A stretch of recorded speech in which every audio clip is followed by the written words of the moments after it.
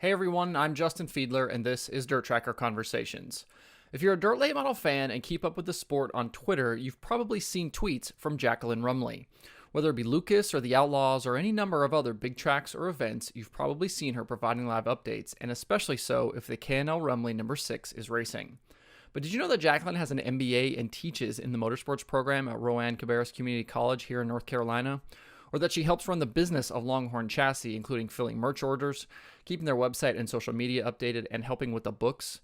Jacqueline joins me this time on the show to chat about her moving from her native Canada to North Carolina to pursue a career in motorsports, trying to network and find ways to work in racing, the many hats she wears during a typical week, and her coming full circle to teach at the program she was originally a student in. If you're interested in working in motorsports or are curious about the business of racing, this is a great episode to check out. Please enjoy my conversation with Jacqueline Rumley.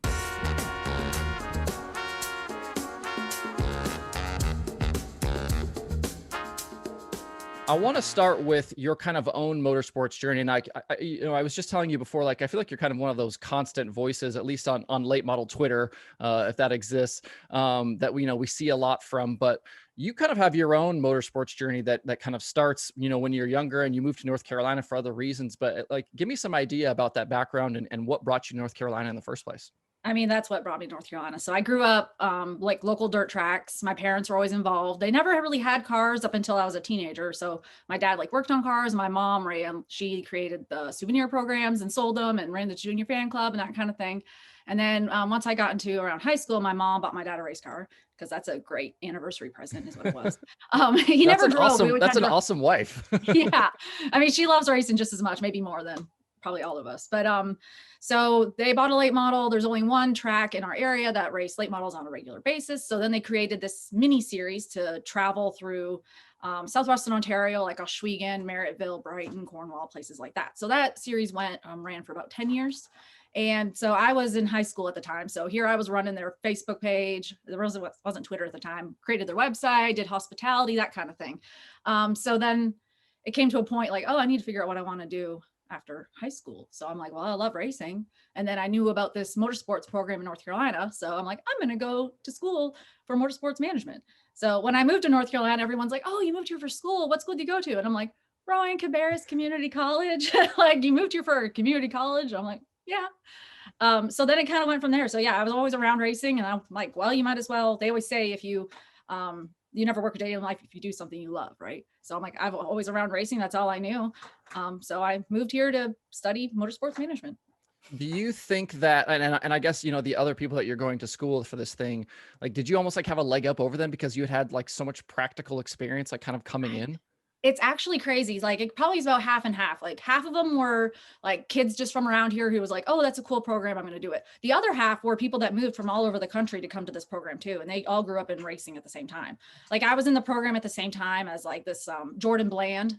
He doesn't race anymore, but at the time he was racing World of Outlaws for Rookie of the Year. And he was in the program. Brandon McReynolds was in the program.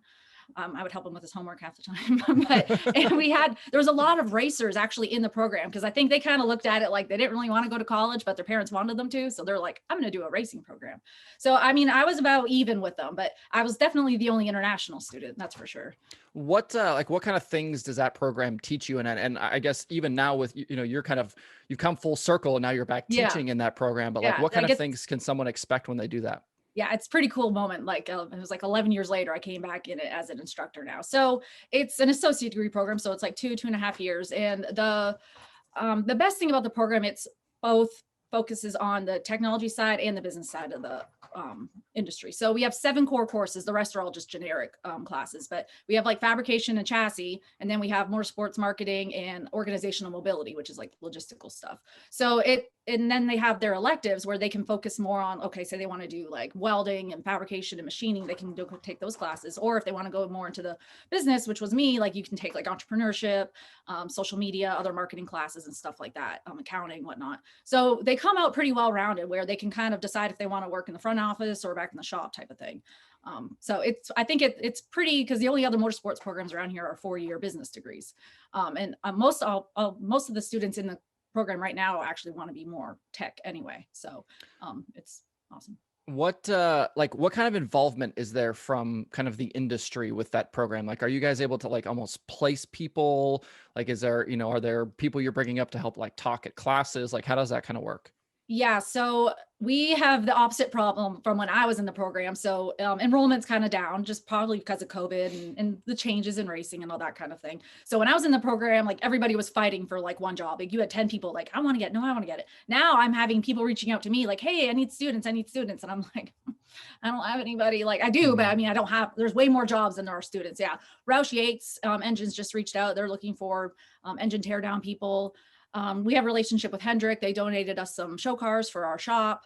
Our shop is kind of under construction right now. And then with COVID, we had some backlogs. So we really don't have a shop to teach in right now. So actually Spire is allowing us to use their shop kind of to teach the students these lab classes. Because right now we're offering fabrication and chassis. And obviously you can only learn so much online for those classes. So we're going down there tonight. Kevin Bellacore is kind of helping teach those classes. So we really appreciate that. So yeah, we have a lot of industry ties and whatnot. And it's, we're very thankful that the program's been around for 20 years. So that helps too, because a lot of people know people who have gone through the program. When you were going through it yourself, were you doing internships? Were you working somewhere? Like, were you trying to kind of get your foot in the door? Like, what did that look like? I mean, I worked my butt off. So since I was a Canadian student, I wasn't allowed to work because I only had student status. I couldn't get work status. So I did internships like crazy. Internships, volunteer, whatever. I did an internship at Concord Speedway. I did 600 racing. I did like a whole year of their memberships type of thing, like all the paperwork for it. Charlotte Motor Speedway, I ran the ticket booth during the summer shootout and at the dirt track races. I was kind of everywhere, like just to get my name out there. I had these little business cards I would give out to everybody at all these networking events. I would volunteer at the NCMA banquet every year and doing like registration and check-in. I did like anything I could to kind of get it out there. And then really that's what led to my first job, because when I was at 600 Racing, I met Bruce Silver and I got my first job at Racing Electronics after I graduated. So. Do you think that, like, as you kind of are dealing with students and being as how you're now the teacher and kind of looking back over your own, like, do you find that, those students realize what it kind of takes and like all of those internships and all of that hustling you did to kind of get to where they want? Honestly, not really. I try to tell them, I'm like, hey, you need to like intro to motorsports management is our first class that all of them have to take. And it's just a basic intro to everything that we cover. And I have a whole week dedicated to professionalism, networking. I make them create a LinkedIn account, make a professional resume. I'm like, you need to do as many volunteer opportunities as possible. And it's partially because our enrollment is down too, but yeah, it's rare to find a student who is willing to put in that work. I have to say, like, you have to have a passion to work in this sport. It's not just going to be handed to you. And some of them don't make it because they don't put the work in, really. Yeah, for sure. And like I've dealt with that even on my own side in the NASCAR stuff. You have people reach out to you all the time that want to get into being pit crew members or whatever. And it's like I am in this sport not because I was dramatically more talented than anyone else. It's because I was just dumber than everyone else, and I just stuck around. And I like when I got fired, I came back. Yeah, like I just kept coming back. But like I feel like you kind of run into that a lot with people that want to work in motorsports. And it's like it seems like it's this great idea and it's going to be so much fun, but they don't realize how much work it really is. And it's like, is there a way that you can even like convey that to the students that you're dealing with on a day-to-day basis? Besides just being like, it's really hard. I just tell them, I'm like, hey, I get people who reach out to me like, hey, do you have any students who might want to do this internship or volunteer for this weekend? And I blast out an email to all the students, and I'm lucky if I get like one response. And I'm like, I do that once a week, every couple of weeks. And then I tell them like in my announcements, in my lectures, I'm like, you need to do this if you want to do this type of thing. So, I mean, it gets a little frustrating from the instructor point of view, because I'm thinking when I was in this program, I had to work my butt off and I like wanted to be there. And then when you have some that maybe don't have the same passion, it's a little frustrating. But I mean, you can only force them to do so much. Like, I mean, all I can make them do is their homework. Yeah. When you're kind of on this journey, obviously, like a lot of the stuff around here is so pavement focused and NASCAR and late models and all that type of stuff. Where was dirt racing for you in all of this as you're kind of learning and coming through the program? Yeah, it was, I learned a lot about the NASCAR side because I only was a race fan before I moved here. Like I only knew NASCAR like on TV. Like I remember when I was first moved here and I would see like a NASCAR driver at a restaurant, I'd be like, oh, oh wow, you know what I mean? Like starstruck kind of thing. Now it's just normal. But I mean, I even run into that a little bit now with my teaching. Like I'm still way more proficient in the dirt racing side of things. So I have to reach out to my industry contacts to help me with the NASCAR side of things. But luckily I do have enough contacts to help me out. And then my boss, the program chair, his name's Pat Wood.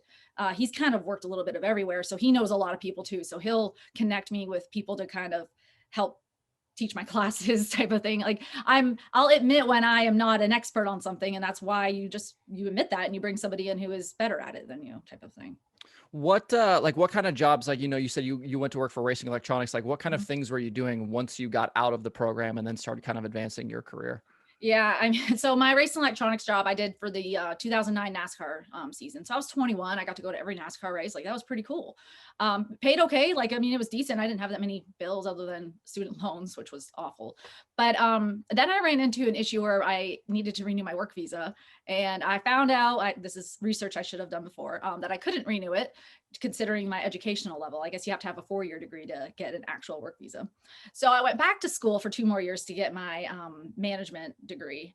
And because I remember I think I was in Phoenix, and I'm talking to these lawyers trying to figure out how to stay. And they're like, can you get married? I'm like, I don't even have a boyfriend. Like, Can you get married? So I ended up going back to school. And then I worked actually, do you know Brad Smith with Velocita Suits? Mm-hmm. I worked there for about 3 years, kind of under the table while I was doing my bachelor's degree. It was kind of when Velocita was just getting started. So I did like everything in the front office. Like, I mean, it was only me and him. So I did all the ordering. I dealt with all the manufacturers and all that, and the art and all that kind of stuff. So that helped actually with now me doing my merchandise stuff on the side. But anyway, so then I got my job at JKS. So I was there for 7 years. I'm surprised you even know what JKS is. It's so behind the scenes that a lot of people don't know about the company. I've been around the sport a long time. I know what JKS is. Yeah. I mean, I've been but a changing lot of tires for people- 15 years. So yeah. So if I say JKS, people are like, what? yeah. I'm like, well, they're like, I explained it. They're like the marketing liaison to companies or teams or whatnot. Cause like, so I was the executive assistant. So I did all the fun paperwork and stuff like that. And then that's when I got my job at the school. So I started at Rowan-Cabarrus in February 2019. So I've been there just over 2 years now. Expand a little bit on JKS and kind of the things that they had did. And I know JKS is obviously, kind of not the same now, but they've been hit hard. Yeah. Yeah. So, but like, give me an idea about what that was and kind of what it was at the height of its kind of. yeah, I think I was probably brought in a little bit right after the height of them. I think they had their major success in like the early, like the 2000s, 2010s. And I started there in 2012. But JK, it's like so hard. That's why I mean, it's so hard to put them into like a category because they do so much. So at the time they did all of the sprint contracts, basically in terms of signage. So all of their banners and posters and the like trophy stand, everything decal wise, all the track painting. So not only for sprint, but for a lot of the tracks themselves too. So they would do all sprint graphics on the walls, and then the track would also hire us to do like paint like Charlotte type of thing, Charlotte Motor Speedway, and how they have the turn 3 like writing and all that kind of stuff. Mhm. Then we had show cars. So there's a whole show car department. When I was there, they had Napa was like their biggest one. There's 2 show cars with Napa, and then we did a lot of Hendrick show cars. So all the logistics. So not only build the show car, do all the graphics and all the logistics for them and all the scheduling and all that. And then we also did a lot of commercials. So if a production company like ESPN or Fox bidded out a commercial, these production companies would come to us and want cars for commercials, and we would have like stunt drivers. Like Ed Barrier was our main fab guy, and he'd be the stunt driver, and he was like loving it because he's retired and he's like, I get to go race still.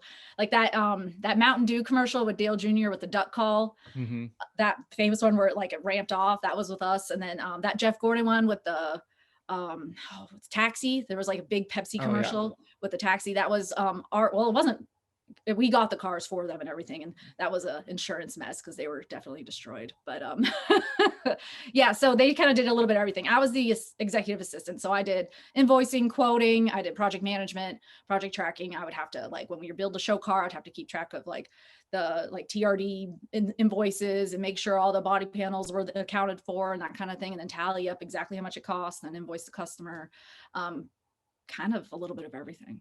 I think that's like one of the most interesting things to me about like when you kind of take a look at NASCAR, so, some of the bigger series is is all of the smaller kind of support businesses Yeah. like around it that people don't even realize exist. And like you talk about like you being Hmm. surprised that I even knew what JKS was, but like most people wouldn't know what JKS Hmm. is, but like it's one of those things where it's like without them, a lot of that stuff doesn't happen. And like Yeah. when you kind of take a look at the landscape, like when you're trying to place people with teams, like are there still enough of those businesses to place people with, to keep kind of people in jobs going forward? Well, I mean, JKS has had to downsize dramatically. So with Sprint gone, Monster does most of their stuff in house. Hmm. And then show cars, they've kind of fallen off a little bit too. So yeah, there's definitely, I think, a shortage, but to a point. Like COVID, I have a lot of friends who worked at marketing companies and lost jobs because, I mean, they weren't going to the track anymore. They didn't need this talent, like they didn't need managers for talent. They didn't need managers for displays. They didn't need people to like bring displays because there wasn't any type Hmm. of thing. So I don't know. It'll be interesting to see what post COVID looks like in terms of the track entertainment and support, because I think everybody's kind of realized maybe that maybe it was little overkill. I don't know. Like I was just at Bristol and I was like, there's nothing here. There's Hmm. like 2 displays. Now I know there's only 30,000 people anyway, but it'll be interesting to see if some of these companies decide to put their money elsewhere instead of like at track displays and that type of thing. Yeah, I don't know. It'll be interesting. When you like, obviously you go and you get your associates, then you finish your bachelor's, and then you decide to go get an MBA. Like, where was that in all of this? Was that something you kind of did consecutively, or did you go back later to do that? No. Yeah, I took about 4 years off between my bachelor's and my MBA. At JKS, I mean, I worked a 9 to 5. I sat behind a desk all day. I was kind of bored. Kevin was traveling a lot. I wasn't able to travel with him because I had to work. So I'm Hmm. like, and also since we got married in 2015, I can now get in-state tuition rates. So I was like, hey, I can do my MBA for like $25,000. That's cheaper than my associate degree cost me. Hmm. And and I was actually hoping that I could get into the program I'm teaching in now. The program head that ran the program passed away unexpectedly. And the program kind of went, like the motorsports program kind of went like without a leader for a good 6 years.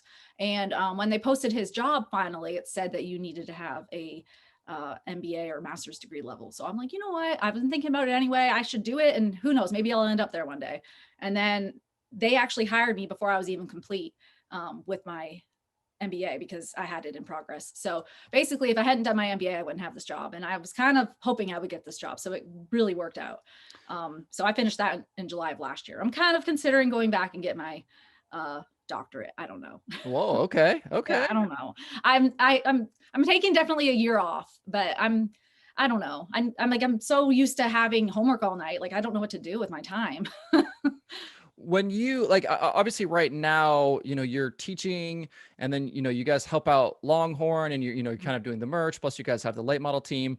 Like what does a typical week or, a typical couple of weeks look like for you with all of these things? Yeah. So if it's a week that we're racing, basically I spend Monday, Tuesday working on schoolwork, like I post lessons and grade and that kind of thing. I can pretty much get it knocked out in 2 long days, and then I can kind of have the rest of the week to do whatever. So then like say Wednesday, I'll do probably a lot of Longhorn work. I'll go through because I do all of Longhorn merchandise ordering, design. I do all the books. So I'll probably mess with that, maybe come up with some new designs and make sure that we've paid our bills and that kind of thing and update the website. Then I also do Longhorn's Twitter. So I make sure I just basically retweet a bunch of stuff on there, but I do that throughout the day. And then like say like a Thursday, it's like, oh, we're getting ready to go racing. So I need to go clean the RV, go get all the groceries, clean all the bedding and the clothes and whatnot to get ready. And then we go racing, and then I'm tweeting the whole time. I was like at Tazwell on Saturday. I didn't have any phone service. I was like, this sucks. I mean, But it's funny that like sometimes like even Tazwell is a perfect example of like there's a lot of times where it's like you're the only one yeah. that stuff is coming out from, and it's like it blows me away that we're like in this day and age that we Mhm. still have like major racing series that don't really have a I great know. social media presence and online Yeah. presence. Have you I like kind of, have you had conversations with people at these places and been like, hey, like what can we do to like ramp this up? oh yeah, I had the smart idea of messaging the people that run Arizona Speedway for the Wild West Shootout because we went out there in January. I'm like, hey, I'll work for a pit pass. So they put me to work. Bad idea. I just was trying to save $200 and here I'm running Twitter, Facebook, Instagram, that kind of thing. So, I mean, I probably could offer and I could probably do it, but I don't know that I want to. But honestly, with Tazwell, I was extremely surprised that they even had it on streaming because like this series in particular, like I remember even like 2 years ago, they didn't even have Race Monitor. I mean, because they were almost like against it. Weird conversation about like they thought that maybe it would prevent fans from coming type of Oh thing. yeah, And then typical old school promoter kind of thought and then about 2 years things. later they have Flow and I'm like, what? Yeah. So that made me feel a little better that I couldn't tweet because I didn't have service because it was on Flow. So people could at least watch it type of thing. But I think it's kind of almost like it's turned into like a coping mechanism for me. Like during the race, I get so nervous that if I look down and tweet, I'm not as nervous type of thing. So when I was sitting there watching Tazwell, I'm just like watching like nerve-wracking. Does it like turn into a thing where because of your background and your education, like do people use you as a resource, like when it comes to marketing and business things and dirt racing, social media? I think so. I think when I start posting about like my school type of work, there people are like, oh, I didn't know you did that. And like, I'll get some people who will email me like, hey, can you take a look at the sponsorship proposal type of thing? I'm like, okay, yeah, sure. And then like Donald Bradsher, Tim McCready's owner, I made a sponsorship proposal for them. Like, I'm not really in the, I don't really want to make sponsorship proposals for people. I'd rather teach them how to make it themselves because you really have to have a personal like relationship with somebody to make one good type of thing. But yeah, I have people that I actually had a student just texting me that was in my marketing class last semester. She lives up in Pennsylvania and she's starting like a racing jewelry company. So she's asking for advice. Like, do I do the Facebook page or the website? How do I build the website? So I kind of do try to help people as much as I can, at least. Have you thought about like starting some sort of business consulting, whatever, kind of through this? Yeah, I mean, so when I was still at JKS, I taught myself how to build a WordPress website. So I made a brush fire management website and I haven't touched it since then because I kind of do already do some consulting type of thing. Like with my merchandise stuff, like Davenport reached out to me to make him some like leather patch hats. So I made those and build them for him. But like, I don't think have enough time to invest majorly into it. So I just do it kind of for friends and that type of thing right now. But I think maybe eventually it's something I could build upon. But for now, I'm happy with my job. And then with racing keeps me busy. So I just kind of dabble in it on the side, just websites and social media and merchandise type of thing. But yeah, I've thought about it. Where are you at, like in terms of like obviously the 6-car, are you guys like, are you actively seeking sponsorship? Are you trying to like, I know you guys don't run a full schedule now, but like, would you get back to a full schedule? Like, where are you at kind of in terms of like the business of the 6-car? Yeah, the 6-car got in a very good situation with Kyle. Basically Kyle's managers kind of helped us get some sponsorships. So we've actually had to kind of turn some people away, which is crazy to say. I mean, there's only so much room on the car. So we have a very good relationship with like Mav TV and that Hot Rod Sectic people. So we're pretty much happy. We're set. Like we're just kind of riding it out. And then I don't know, it's almost like with Kyle, he's a little spontaneous. So it's like, we might be racing 30 times by the end of the year type of thing. So that's like kind of full time considering for us almost. So it's keeping us busy. That's for sure. But yeah, it's weird to say to no to people, but I'm like, we just have Kyle kind of like, I mean, he's marketable as it is. So we're happy. We're not doing it to make money. Kevin just likes to race. So there's going to be enough, I think, to cover the bills. And I think he's trying to get a second backup engine. So what's it been like in terms of the response? Like, obviously, you guys have had a ton of success in late model racing and, with Davenport and all of that stuff. So it's not like you guys are like not known in the industry, but like when you show up to the racetrack now, like how different is the response versus what it used to be? Yeah, I mean, like with Davenport, yeah, we got pretty big, and then we kind of stopped racing for a few years, and Kevin just went and helped other people like McCready and Davenport. Yeah, like when we pulled into Tazwell unannounced, everyone was like, I felt like everybody was staring at us, type of thing. But I mean, actually, it's been pretty good. Like people are very respectful of Kyle too, which helps. So I mean, they're just all drivers, like they all treat him generally the same. Some of them get a little I don't want to say like probably jealous and try to rough them up a little bit. They did that at Portsmouth. But I mean, I think it's been very good. I got messages like, thank you so much for coming to Tazwell. That was so awesome, type of thing. And yeah, it's pretty awesome. He's going to keep us busy this year. Have you noticed like an uptick in like kind of your own merch sales and Longhorn merch sales because of that? Yeah, absolutely. I think I had like maybe 4,000 followers back before Port Royal. And I think now I just hit like 8,500. Yeah. And like, I don't even like our main thing with Kyle is that we didn't want to like exploit him. Because if there's like a couple other teams that I know for a fact, if he would have went with them, like it would have been like this big marketing thing. Mm-hmm. And our main thing was like, we want to have fun, low key, like make sure he's comfortable, that type of thing. So I try not to like go overboard. I don't tweet any differently than I did before him. I still do. I always do my race updates, that type of thing. So yeah, I've definitely gotten more attention per se. I think Kevin doesn't really use his Twitter, but yes, to answer your question. Yeah. I'm curious, like with your kind of experience on multiple sides of this and being a part of dirt racing, seeing the NASCAR stuff, like when you look at dirt racing as a whole, like do you think the business of dirt racing is like advancing and improving? Do you think that it's staying the same? Like I know the streaming services have obviously been a massive kind of lift for everything, and obviously dirt racing seems to just be cool right now. Like it's like the cool kid thing to do is to be dirt racing. But like when you look at the state of kind of the business of dirt racing, what do you think right now? I think it's growing. I think that now we're getting like some of the more younger promoters and car owners and drivers in that have a little bit more, I don't want to say education, but are more aware of how things need to be and how things should progress from there. And I think Flow definitely is an aid in helping create and all the streaming, but Flow definitely, because you have like sprint car people who are watching sprint car race and they're like, oh, I can switch over to a late model race type of thing. I think it's definitely helping. And then you have tracks like Eldora, Knoxville, Port Royal, who are putting a lot of money into upgrades and making their track better and that type of thing. And I think that helps too, because we're going to be taken a lot more seriously if the facility looks nice. Like if your scoreboard doesn't work, like you have to start from the basics and work your way up. And I think we're starting to go to a lot more facilities that at least are trying to improve.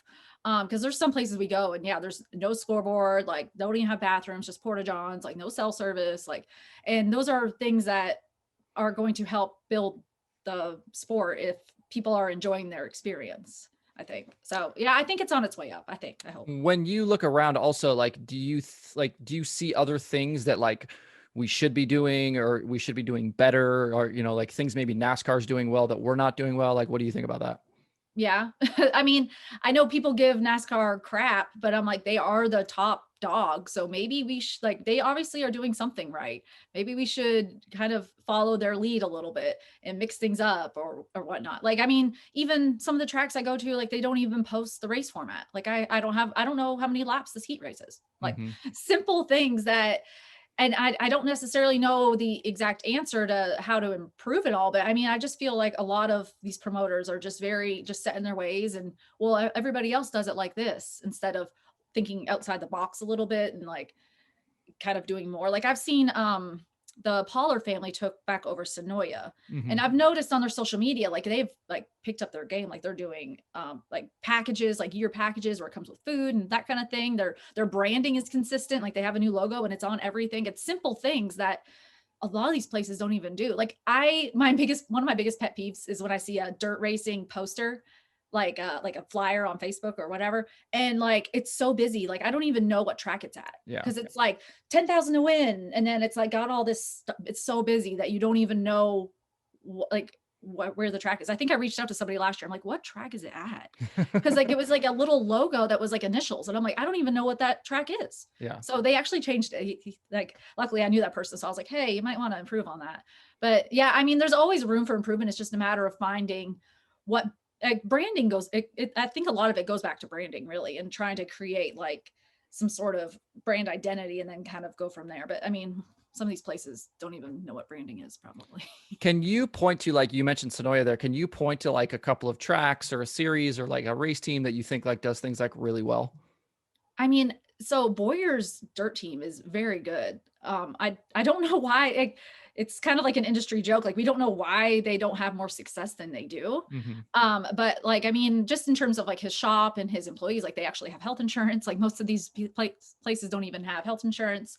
And then like he ties his Gold Cup sponsors with the race team, and their car always looks good. It's always polished, that kind of thing. I think professionalism like goes a long way. Like if you show up with dirty wheels every week, like obviously it shows that you're not putting effort into your race team, right? And that would help, I think, eventually markability, and then not to mention probably help you do better if you put more time and invest into your equipment type of thing too. When you're talking to your students like about social media, like are there, accounts or industries or something like that that you kind of point them to, and it's like, hey, here's a good example of how to do things the kind of the proper way? Yeah, and I even have to make sure I watch myself because I'm like, wait, I'm preaching to these students not to be posted about partying and drinking, and then here I'm posting a selfie with a beer kind of thing. But I'm like, but I'm old enough and that's okay. Yeah.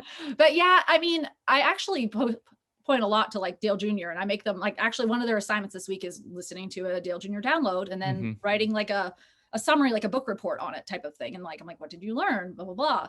But yeah, in my professionalism lesson, I definitely go over like do's and don'ts and like make sure like your name is your like handle. Don't do like baby girl 1980 type of thing. Like it's about being consistent and making sure that you are presenting yourself in a way that you want to be presentable. Like, and like, I'm also like, you need to be authentic. Like if you like, if you're like, I mean, you see people who are like kind of fake online, right? Like Mm-hmm. you at least need to show your personality in a non-offensive way, at least.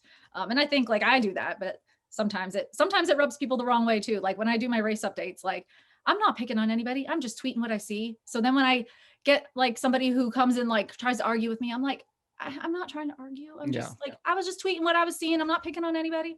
Like, yeah, that's like that's super annoying, but Do you have like with your students, like are they all kind of like on the track that they want to do NASCAR, or like are there people thinking like, hey, I'm going to come here and learn so I can go do dirt racing things or IndyCar or whatever? yeah, so I have one who's extremely into sports cars and I'm like, I'm sorry, I can't help you that much. But I mean, it's all the same. Like Yeah, it's for all the sure. same in terms of the business and what they learn. It's just a matter of what series or track it is. But yeah, I have one that's extremely interested in sports cars. And then I have this other one who wants to work in dirt late model racing. And I'm like, you sure? But I mean, he's adamant. So I'm like, okay. And then I have this other one who's just like, I don't know. We'll see where I end up. I'm like, okay. So, I mean, yeah, there is definitely a wide range. And I would say probably half of my students are more interested in dirt, but I'm like, they are realistic knowing that the job might be more in the NASCAR world type of thing. Like I probably wouldn't like say I didn't have this job. I don't think I would take a job in dirt racing because I enjoy dirt racing so much. I want to go watch it and hang out and that kind of thing. I don't think I would want to doing World of Outlaw scoring or something because then you don't actually get to enjoy it. You know what I mean? So I try to convince that to some of them who want to work in like say dirt or something. I'm like, well, I mean, this might be okay for like a day job and then you can do that on like the weekends or volunteer or that kind of thing. So, I mean, it's a balance. What do you think is your future? I would love to know like what you kind of think of the next 5 years, 10 years, like for yourself. Like, is it something where you're happy at that school and you want to stay there as long as you can, or like, do you have other kind of bigger things you'd like to do? Yeah, so I'm technically an instructor and I would like to be the program chair of the program. The only bummer to that is I wouldn't get my summer off anymore. But yeah, I hope I'm there for 20 years until I retire type of thing. Well, I guess that'd be more than 20, maybe 30. But yeah, I hope to be there forever. It's I have a lot of work cut out for me to try to kind of rebuild the program from when that the program chair originally passed away and that type of thing. That's kind of why I did the MBA initially, right? Is to get the program chair job. So I'm hoping I'll have that within, I hope my boss doesn't listen, like 2 to 3 years. He knows. He actually jokes. He's like, don't take my job yet. So I hope to have that in 2 to 3 years and then focus on getting more students and placing them and kind of having a good cycle going. But then, I mean, our dirt racing stuff on the side is fun. That keeps me occupied. So yeah, like I could see myself doing the program chair and then having like my little consulting business on the side type of thing. But I used to work very like I was in so much student debt that I was very like paycheck, like, oh, I need to make this amount of money. Now that I'm more like financially stable, I'm like, I like why work super hard doing all this stuff when I don't have to necessarily. I want to be able to enjoy life. I want to be able to go to these races with Kevin and just hang out and watch races and that kind of thing. So yeah, I'm happy with where I am. I just hope that that I can continue the program for this long. How long, like when you were at the program before versus kind of where it is now and like almost like where you would like to take it, like, is it the same now versus when you went through? Have the course offerings changed? Have the things that you guys talk about changed? And like, do you think they need to change more? Yeah, it's very I mean, it's the same classes, but it's very different. Most of my teaching is online. So it's missing a lot of the camaraderie that was when I was in the program. Plus I would have classes with like 30 students. And now I'm lucky if I have 10 in a class. Mhm. So, and that is a problem with online learning, is that there's no like connection there. Because with the old program chair, like he literally made us go do networking events and that kind of thing. We had to do, I think, like 3 a semester to get like a 10% to our grade. So if we didn't do them, we would get a B no matter what. I Mhm. can't force students to go do these types of things since we're online learning. So that's, I think, a major problem. I would like to offer, like our fabrication class, for example, used to be very just sheet metal kind of thing. Now we're trying to incorporate, okay, different composites and carbon fiber, and at least give them a knowledge of this type of stuff. So that's definitely had to change. Same with the marketing. Like, of course, marketing now, like when I was in the program, like you would do a sponsorship proposal for a whole season. Like there's no primary sponsorships anymore other Yeah. than I think FedEx, right?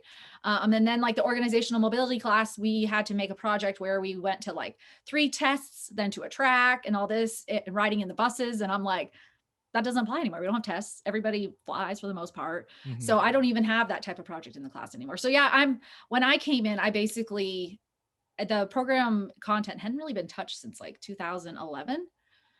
So I had a lot of work to do. So I've pretty much taught every class now that I've been there, and I've revamped it all. And then now I just have to kind of upkeep and go and change things as it changes. But yeah, I would like to see more, I think, of the more modern technological type of stuff. But at the same time, it's an associate degree. It's supposed to be kind of not generic, but entry level. Mhm. So a lot of these students, they kind of come in to these race shops with like, they have knowledge, but they're moldable. They're not like these old school guys who are like, oh, I've done it this way for 20 years. They're open to whatever. So I mean, that's a very good positive thing about these students too, I think. Yeah.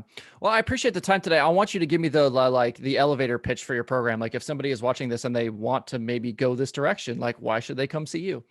I mean, well, we have major ties with the industry. We're only about 10 minutes from Charlotte Motor Speedway. Program has been around for 20 years, and they get to focus both on the business and technology side of the sport. So when they come out, they can kind of decide what direction they want to go into. And it's community college, so it's very affordable. There, that's about it. So, and then on top of that, if people want some like 6-car merch or some Longhorn Yeah. merch, like where can they go find those things? Well, stuff with Kyle's name on it's on shopkylelarson.com. And then stuff with just the 6 in Rumley Engineering is on klrumley.com. And then Longhorn Chassis has their merchandise too, as you can see with your hat. Awesome. Yeah. Cool. Well, thanks for the time today, and good luck going forward. Thank you. Thank you for having me.